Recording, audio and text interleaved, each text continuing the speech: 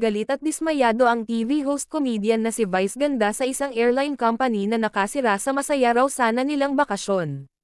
Martes ng gabi, October 24, 2023, naglabas ng kanyang saloobin si Vice sa X, dating Twitter, para i-call out ang airline company na nag-overbooking umano kaya hindi nakasakay ang iba niyang kasama, at maging siya ay nawalan ng upuan. Base sa posts ni Vice, pabalik na siya sa Pilipinas galing Bangkok, Thailand nang mangyari ito. Tweet ni Vice, published as is, grabe ka at flypal.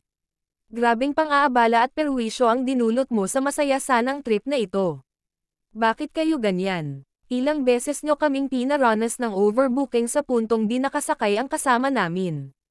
Ngayon ako naman ang nawalan ng upuan. Angry face emojis. Himutok pa niya, sistema nyo na ba talaga ang overbooking at flypal? Alam nyo ba kung gaanong stress ang idinudulot nyo sa pasaherong di nakakasakay sa binok at binayaran niyang flight? May damdamin pa ba kayo ng malasakit para sa pasahero? Pera-pera. Agad namang sumagot ang airline company at humingi ng dispensa sa It's Showtime host. Ikinalulungkot daw nila ang nangyari at naiintindihan nila ang galit na nararamdaman ngayon ni Vice.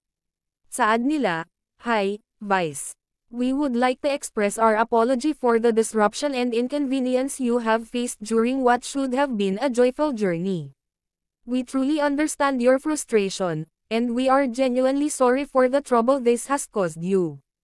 Iimbestigahan din daw nila ang nangyari at agad nilang ipaparating kay Vice ang resulta kung bakit ito nangyari.